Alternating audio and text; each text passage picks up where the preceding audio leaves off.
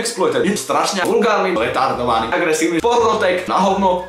Je to svine a pôjdu do piče. Kokot z toho. Prečo ma tak sere? Pretože ma to proste vytáča. Je to úplná píčovina.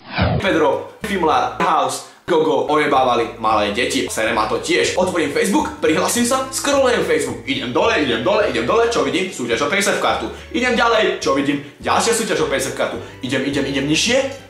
Obrazok nejakej nahej kočky, idem ďalej. Tam dám like, mimochodom, tam sa vrátim, tam dám like, idem ďalej. A vidím taký dlhý odstavec textu. Čo si myslím, čo to môže byť? Možno je to nejaký príbeh. Ako udatný človek zachránil 4 topiace sa šteniatka z kanálu. Ale hovno, dámy a páni, je to príbeh o tom, ako som išiel na záchod a našiel som 4 PSF karty, takže si dneska spravíme súťaž. Alebo išiel som do chladničky, otvoril som chladničku a čo tam nevidím? Mamka práve kúpila nové PSF karty, tak si spravíme hneď jednu súťaž. Skurvená súťaž. Vyhráte hovno. Gogo si pičus.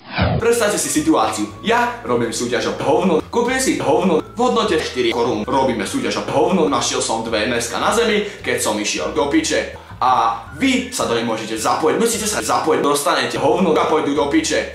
Zaberiem vám to 100 minút, napíšte do súťaže hovno a pôjdu do piče. Jeden z vás dostane 4 hovno, posratých 4 hovno. A čo mám z toho ja?